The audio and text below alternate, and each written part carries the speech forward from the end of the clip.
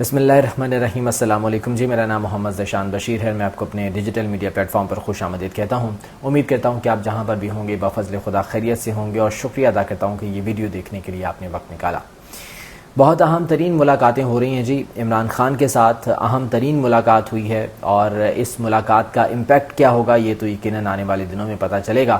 اور اس کے علاوہ کچھ بہت اہم تبدیلیاں ہو رہی ہیں۔ یہ اہم ترین تبدیلیاں کون سی ہیں؟ 2 طاقتور ترین جرنیل ہیں اور 3 اہم ترین طاقتور ترین بریگیڈیئرز ہیں جن کی تبدیلیاں ہو رہی ہیں، اور یہ وہ تبدیلیاں ہیں جس کا مطالبہ عمران خان صاحب بہت عرصے سے کر رہے تھے۔ کیا یہ عمران خان کے مطالبے پر تبدیلیاں ہو رہی ہیں؟ کیا یہ اس لیے کی جا رہی ہیں کہ کچھ برف پگھل سکے؟ کیا اس کا فائدہ کچھ عمران خان کو ہوگا؟ یہ بہت سے سوالات ہیں، اس کا جواب ہم آج کے ولاگ میں ڈھونڈیں گے۔ لیکن ان تبدیلیوں کے بعد کہا یہ جا رہا ہے کہ جو عدالت کے ساتھ کشیدگی چل رہی ہے اس وقت ریاستی اداروں کی، یا اگر میں ڈائریکٹ کہوں تو اسٹیبلشمنٹ کی، تو اس کشیدگی میں کچھ کمی واقع ہوگی۔ اس حوالے سے جو ہے وہ بات کریں گے، اور جو عمران خان کے ساتھ ملاقات ہوئی ہے اس ملاقات کا امپیکٹ کیا ہوگا اس بارے میں بھی میں آپ کو آگاہ کروں گا۔ اس کے علاوہ جناب سندھ ہائی کورٹ سے ایک بہت اہم ترین فیصلہ آیا ہے۔ سندھ ہائی کورٹ سے ہم پشاور ہائی کورٹ کی تو بات کرتے ہی ہیں کہ وہ پی ٹی اے کے حق میں اکثر جو ہے وہ فیصلے آتے ہیں، طاقتور ترین ہم سمجھتے ہیں کہ جناب اسلام آباد ہائی کورٹ سے فیصلے آتے ہیں، لیکن سندھ ہائی کورٹ سے بھی ایک بہت اہم ترین فیصلہ آیا ہے۔ وہ کیا فیصلہ ہے اس بارے میں بھی کچھ بات کریں گے۔ گفتگو کا باقاعدہ آغاز کرتے ہیں جی، گزارش کروں گا کہ چینل کو سبسکرائب کر لیجیے اگر ابھی تک آپ نے سبسکرائب نہیں کیا ہے، اور اس ویڈیو کو لائک اور شیئر بھی ضرور کر دیجیے گا۔ اچھا، پہلے سندھ ہائی کورٹ کی ہی بات کر لیتے ہیں۔ دیکھیں، پیمرا کی جانب سے آرڈرز جاری کیے گئے تھے کہ عدالتی کارروائی کو نشر نہیں کیا جا سکتا۔ اس حوالے سے جو ہے وہ سندھ ہائی کورٹ میں معاملہ تھا، اور سندھ ہائی کورٹ میں اس کی سماعت ہوئی، جس پر chief justice Sindh high court کی جانب سے یہ فیصلہ دیا گیا ہے کہ اس کارروائی کو نشر کیا جا سکتا ہے، یعنی کہ پیمرا کے اس نوٹس کو ختم کیا گیا ہے، کالعدم کیا گیا ہے، اور یہ کہا گیا ہے کہ عدالتی کارروائی کو نشر کیا جا سکتا ہے، یعنی کہ عدالت میں جو کارروائی ہو رہی ہے اس کو رپورٹ کیا جا سکتا ہے۔ دیکھیں، 30 مئی کو ایک بہت اہم ترین سماعت ہونے کے لیے جا رہی ہے۔ نیب ترامیم کیس کی یہ سماعت ہے، اور عمران خان کو ویڈیو لنک کے ذریعے اس میں پیش ہونا ہے۔ گزشتہ سماعت پر بھی وہ پیش ہوئے تھے، لیکن انہیں بولنے کا موقع نہیں مل سکا تھا، اور 30 مئی کو اب یہ سماعت دوبارہ سے ہونے کے لیے جا رہی ہے۔ اب دیکھنا یہ ہے کہ اس سماعت کو براہ راست نشر کیا جاتا ہے یا نہیں کیا جاتا، چونکہ اب سندھ ہائی کورٹ کی جانب سے یہ فیصلہ تو دے دیا گیا ہے کہ اس جو بھی عدالتی کارروائی ہوگی اس کو رپورٹ کیا جا سکتا ہے، لیکن چونکہ جو براہ راست نشر کرنے کا معاملہ ہے یہ چیف جسٹس قاضی فائز عیسیٰ کے ہاتھ میں ہے، انہوں نے اس حوالے سے فیصلہ کرنا ہے کہ اس کو نشر کرنا ہے یا نہیں کرنا ہے۔ گزشتہ سماعت بھی جو ہے وہ براہ راست نشر نہیں کی گئی تھی، تو اب دیکھتے یہ ہیں کہ اس حوالے سے کیا فیصلہ ان کی جانب سے کیا جاتا ہے، اور 30 مئی کو کیا دوبارہ سے یہ سماعت براہ راست نشر کرنے کے حوالے سے کوئی فیصلہ ہو پاتا ہے یا نہیں ہو پاتا۔ اور اگر تو یہ براہ راست نشر ہوتی ہے تو اس کے بعد پھر دوسرا معاملہ یہ دیکھنا ہوگا کہ کیا ٹی وی چینلز اس کو براہ راست چلاتے ہیں، چونکہ عمران خان کو دکھانے کے حوالے سے بہت زیادہ جو ہے وہ ہیزیٹیٹ فیل کرتے ہیں، ہیزیٹیٹ نہیں فیل کرتے بلکہ دکھاتے ہیں، بالکل بھی نہیں دکھاتے۔ عمران خان کا نام تک لینا جو ہے وہ الاؤ نہیں ہے، حالانکہ گورنمنٹ کی جانب سے کہا گیا تھا اور پیمرا کی جانب سے بھی کہا گیا تھا کہ جناب ہم نے ایسی کوئی پابندی عائد نہیں کی، لیکن پتہ نہیں کیوں ٹی وی چینلز کس پریشر کی زد میں ہیں کہ نہ تو وہ عمران خان کی کوئی تصویر چلاتے ہیں، نہ عمران خان کا کوئی نام جو ہے وہ چلنے دیتے ہیں۔ تو 30 مئی کو اب یہ سماعت ہونے کے لیے جا رہی ہے۔ اب دیکھنا یہ ہے کہ اس حوالے سے جو عدالت ہے، جو سپریم کورٹ ہے، چیف جسٹس قاضی فائز عیسیٰ ہیں، وہ کیا فیصلہ کرتے ہیں۔ اچھا جی، اب آ جاتے ہیں اہم ترین ملاقات کی جانب۔ دیکھیں، کل بھی ایک بہت اہم ترین ملاقات ہوئی تھی عمران خان کے ساتھ۔ اتوار کا دن تھا، اور اتوار کے دن یہ ملاقات ہونا، اس نے بہت سے جو ہے وہ سوال کھڑے کیے کہ اتنی کیا ایسی بات تھی، کون سی ایسی اہم چیز تھی کہ اتوار کو یہ ملاقات ہوئی۔ دیکھیں، وزیر اعلیٰ کے پی کے علی مین گنڈا پور گزشتہ کچھ دنوں سے بہت زیادہ ٹرائی کر رہے تھے کہ وہ عمران خان سے ملاقات کر سکے، لیکن انہیں اجازت نہیں مل رہی تھی۔ اچانک سے جناب آؤٹ آف نو وے اجازت دی جاتی ہے، اور اتوار کے روز ان کی ملاقات کروائی جاتی ہے عمران خان سے۔ اب وہ ملاقات کرتے ہیں جناب، اس سے پہلے ان کی ملاقات ہوئی تھی وفاقی وزیر توانائی اویس لغاری کے ساتھ، اور پھر جناب وہ عمران خان سے ان کی ملاقات ہوتی ہے۔ اس میں جو ہے وہ بہت سے معاملات ڈسکس ہوتے ہیں، صوبے کے حوالے سے بھی ڈیفینیٹلی ہوئے ہوں گے اور دیگر معاملات بھی جو ہے وہ زیر بحث آئے ہوں گے۔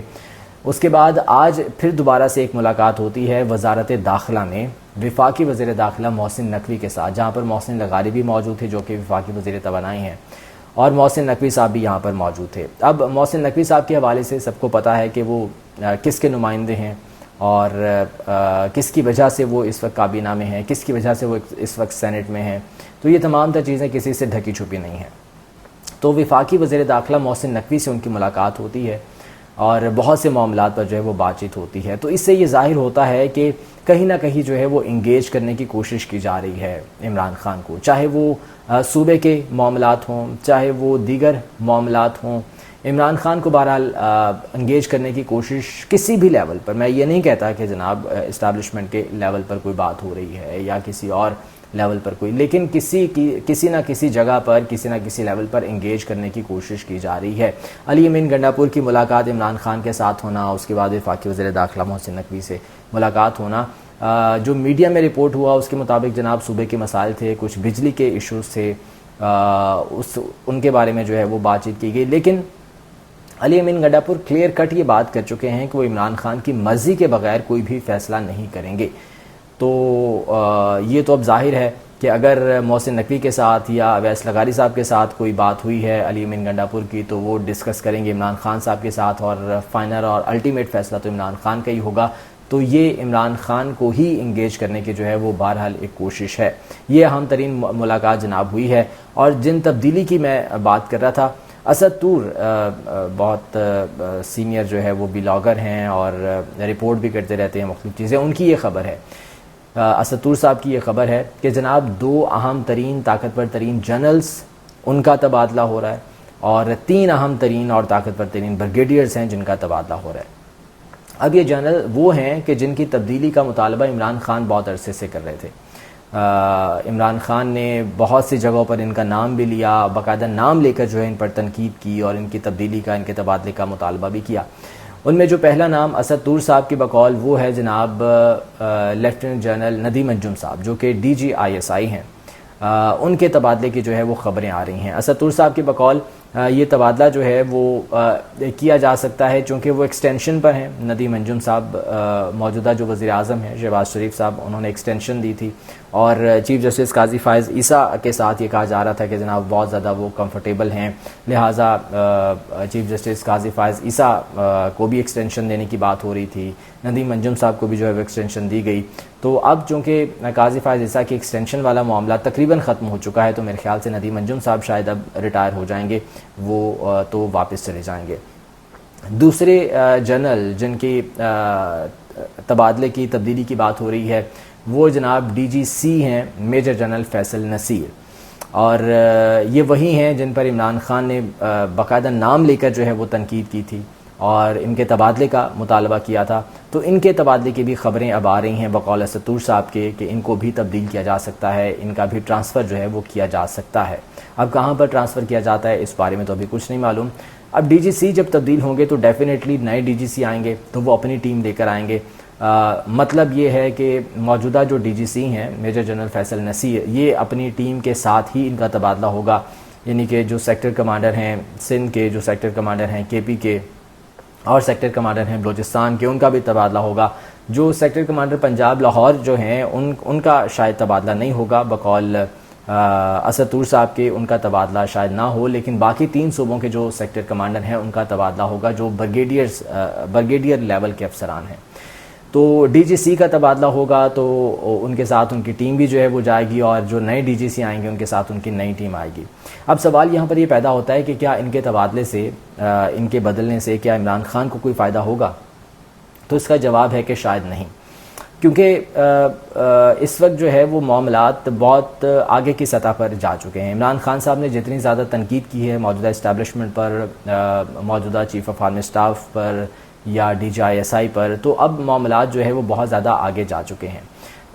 یہ تبدیلیاں، یہ تبادلے اگر کیے جا رہے ہیں تو یہ شاید صرف اس لیے ہیں تاکہ جو عدالتوں کے ساتھ ایک کشیدگی کا ماحول ہے اس کو کم کیا جا سکے۔ دیکھیں اس وقت اسٹیبلشمنٹ اور عدلیہ میں کشیدگی کا فائدہ کس کو ہو رہا تھا؟ عمران خان کو ہو رہا تھا، کیونکہ عمران خان کو مختلف جو ہے وہ سطح پر ریلیف ملنا شروع ہوا تھا، جو کہ ابھی مل رہا ہے. اور اب اس کشیدگی کو ختم کرنے کے لیے یہ جو ایک سرد مہری کہہ لیں یا اس کو جو ہے وہ ایک ایجیٹیشن کی فضا کہہ لیں، اس کو ختم کرنے کے لیے اب شاید یہ تبادلے کیے جا رہے ہیں. اس سے کشیدگی یقیناً کم ہوگی، اور کشیدگی کم ہوگی، صورتحال جو ہے وہ نارمل کی طرف آئے گی. تو پھر اب دوبارہ سے دیکھنا ہوگا کہ عمران خان کی کیسز کس جگہ پر ہیں.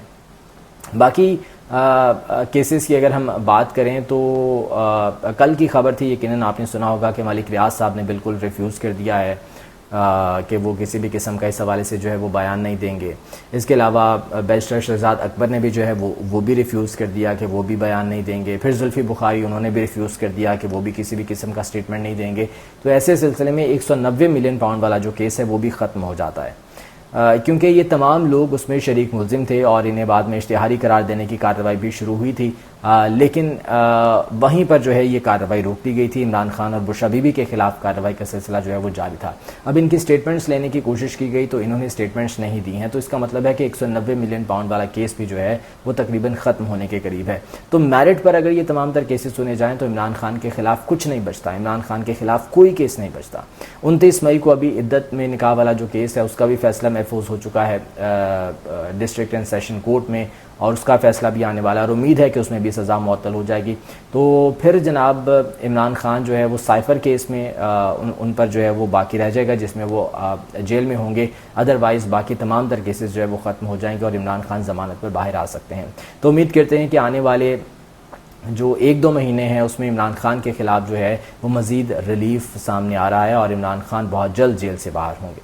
آج کے ولاگ سے مجھے اجازت دیجیے، اپنا بہت سا خیال رکھے گا. اللہ نگہبان.